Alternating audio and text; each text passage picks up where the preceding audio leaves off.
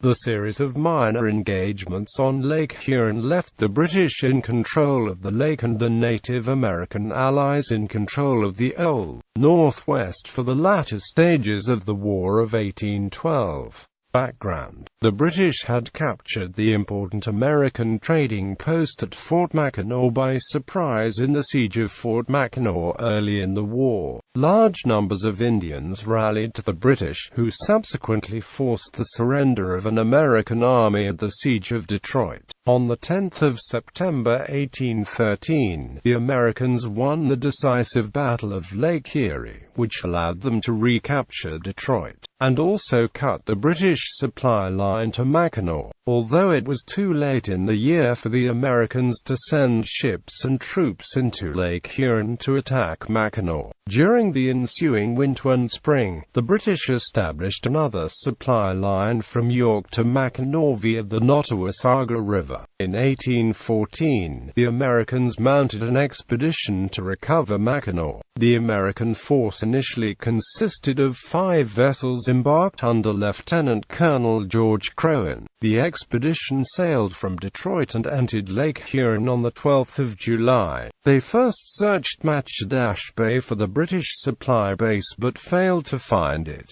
They then attacked the British post at St. Joseph Island on the 20th of July but found that it had been abandoned. On the 4th of August they attacked the main British position at Fort Mackinac but were repulsed with heavy losses at the Battle of Mackinac Island. Action at Nottawasaga. In spite of the victory, the British at Mackinac were very short of provisions and would starve if they were not resupplied before Lake Huron froze at the start of winter. Sinclair had earlier captured a small schooner belonging to the Canadian Northwest Company, and learned from one of the prisoners that the British supply base was at Nottawasaga Bay. Having sent Lawrence and Caledonia back to Detroit with the militia, he arrived at the Nottawasaga with Niagara, Scorpion and Tigress on the 13th of August. The British detachment at Nottawasaga consisted of a midshipman and 21 sailors of the Royal Navy under Lieutenant Miller Worsley, and 9 French-Canadian voyagers.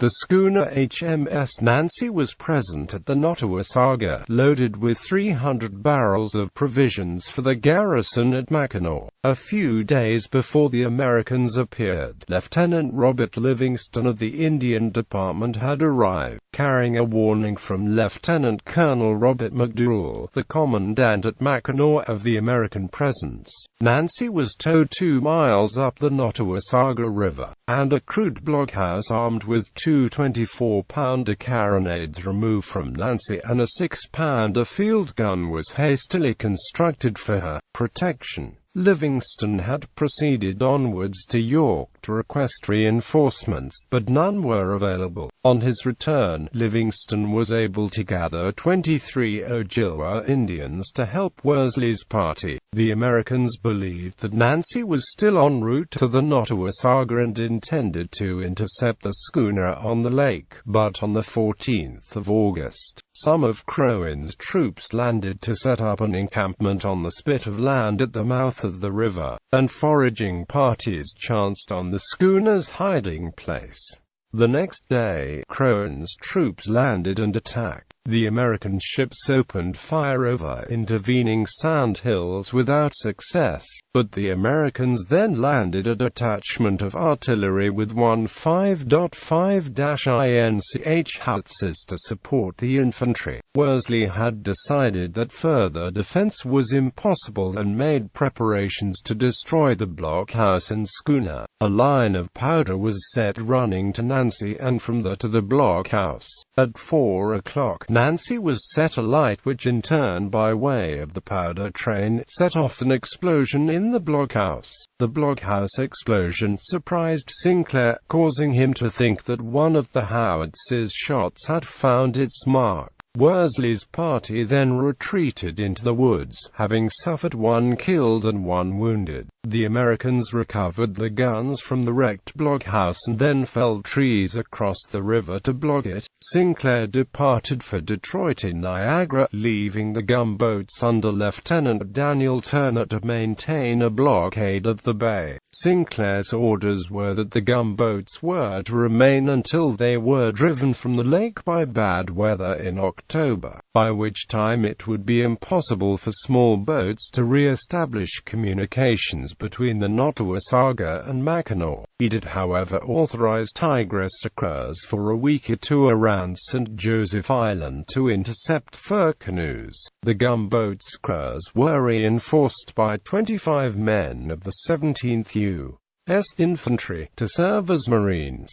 Movements in late August. The Americans had missed 100 barrels of provisions in a storehouse, and 2 bateaux and Livingston's large canoe which had been moved higher up the Nottawasaga River. Worsley removed the obstructions from the river and sailed for Fort Mackinac with his sailors and Livingston, carrying 70 barrels. Late on the 18th of August, accounts of subsequent events vary. Some state that Worsley evaded the gunboats, which were forced back into Lake Huron by a storm a few days later, while others state that one or both gunboats had left the Nottawasaga almost as soon as Niagara was out of sight, hoping to capture boats and canoes involved in the fur trade with the valuable cargoes, and thus leaving the Nottawasaga unguarded. The Americans then heard that several boats manned by hired Canadian voyagers under Captain J. M. Lamoth were attempting to reach Mackinac Island with supplies via the traditional fur trading route of the Ottawa River, Lake Nipissing and the French River. To intercept this party, the gunboats cruised in a narrow channel about 36 miles east of Mackinac Island, known as the Detour Passage. The voyager party were warned and temporarily turned back up the French River, having rowed and paddled 360 miles. Worsley encountered the 2 gunboats in the Detour on the 24th of August but was able to turn aside without being spotted. He concealed the bateau at a secluded bay and his whole party reached Mackinac Island in the canoe on the 1st of September. At one point, he had passed within only a few yards of one of the gunboats at night without being detected. Capture of the gunboats. Supplies at Mackinac had run so short that McDougal's soldiers were on half rations, and he had even killed some horses to feed the Native Americans.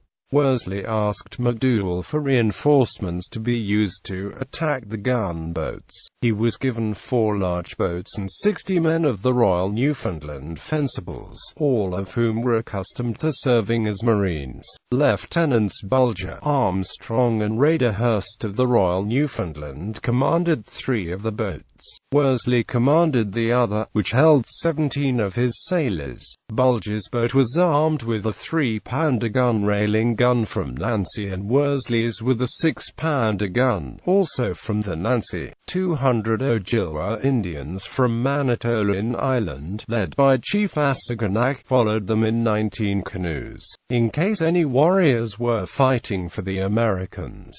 Late on the 2nd of September, the boats and canoes landed on Drummond Island. Worsley and Livingston went scouting the next day, and spotted Tigress anchored a few miles away. At night, the British and Ojibwa set out towards the gunboat, except for Lieutenant Robert Dixon of the Indian Department and 3 chiefs. The Native Americans were told to wait 3 miles away. In the early hours of the 4th of September, Worsley's 4 boats approached Tigress silently. A crew of the gunboat spotted them too late, and the fire missed. Before they could reload, Worsley's and Armstrong's boats were alongside the starboard side of the gunboat, and Bulger's and Raider Hurst's boats were to port. The Newfoundlanders and Worsley's sailors swarmed on board the gunboat and overpowered the Americans after a sharp struggle. 3 Americans were killed and 5 wounded.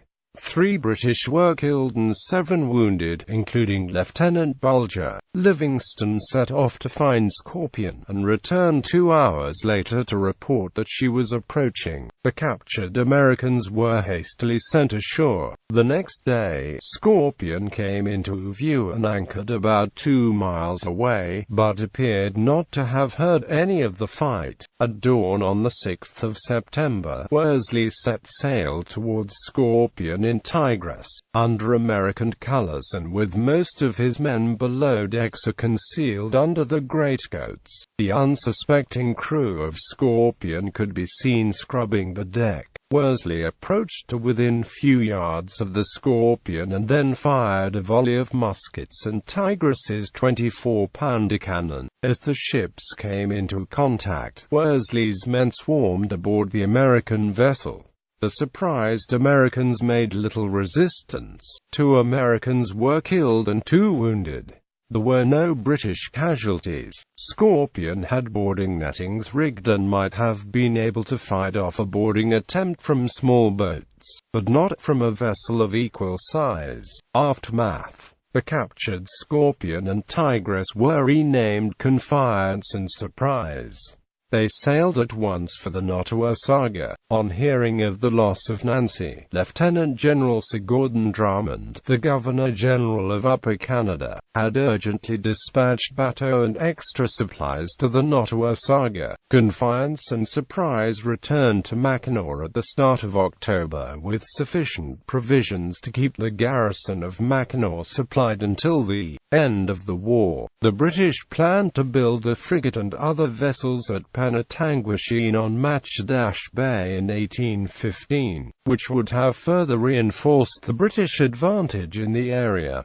The end of the war put a halt to most of this construction. However, all British shipbuilding efforts on the lakes had to compete for resources against those on Lake Ontario, which were being surpassed by the Americans at Sackett's Harbor. Another major problem was lack of additional land transportation for such purposes. At the end of the war, some British officers and Canadians objected to handing back Prairie du Chien and especially Mackinac under the terms of the Treaty of Ghent. However, the Americans retained the captured post at Fort in Malden, near Amherstburg, until the British complied with the treaty. Results: although small in scale, the British Ojibwa Indian successes on Lake Huron were vital, given the remoteness and sparse population of the theater. Some historians maintain that the expedition to recapture Mackinac Island was not merely a failure but also a waste of resources. The troops would have been better employed in the battles on the Niagara Peninsula and the crews of the vessels more use in the squadron on Lake Ontario. On the other hand, 300 extra regular soldiers and the same number of sailors would have made little difference given the scale of the battles further east, and the successful recovery of Fort Mackinac would have spared other American troops tied down in garrisons in the west by hostile Native Americans.